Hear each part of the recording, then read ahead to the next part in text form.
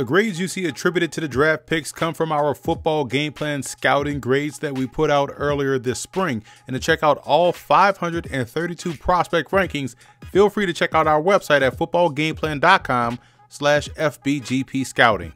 Overall depth and the offensive line, in my opinion, were the major needs for the New York Giants heading into the 2017 NFL draft, and they were able to address a lot of those with their selections. Running back Wayne Gallman out of Clemson is a solid complementary back in the mold of former Bills running back Carlos Williams. The Davis-Webb selection surprised me because after the addition of Geno Smith in free agency, I felt as though there wasn't a need for a quote-unquote heir apparent at the position, especially in round 3, and especially Davis-Webb, considering there were much better options available in my opinion.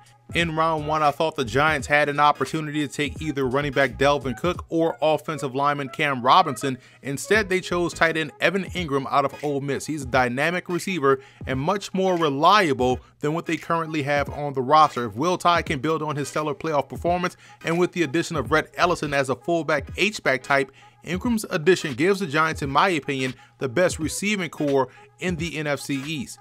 Dalvin Tomlinson is ridiculously strong at the point of attack and was one of the most consistent players up front for that Crimson Tide defense. You rarely saw him disappear in games, and he should work well right next to Damon Harrison.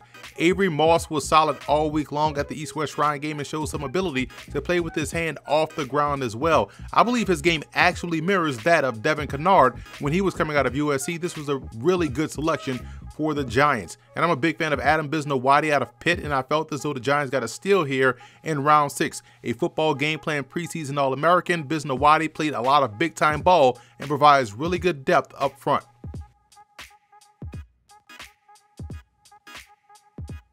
Keep an eye on Jessamine Dunker out of Tennessee State. He was well coached in college and performed extremely well at the Senior Bowl. He's excellent on both ends of offense and should compete for playing time very early as a rookie.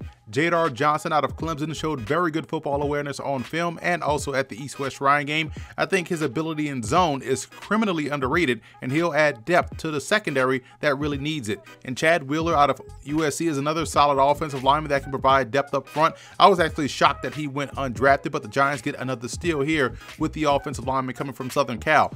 Calvin Munson landed in an ideal spot. He can play all 3 linebacker positions and can excel early on special teams. Running back Khalid Abdullah was a key cog to the James Madison National Championship squad this season. He's the type of back that the Giants covet, a do-everything-well type of a guy that's consistent. Trey Robinson of Furman is listed as a free safety, but it wouldn't surprise me to see him grow into a nickel linebacker role, sort of like Deion Buchanan within this defense. I think he's better in coverage in a short to intermediate area and is also much better going downhill than he is playing in the deep third. Expect some creativity with his usage.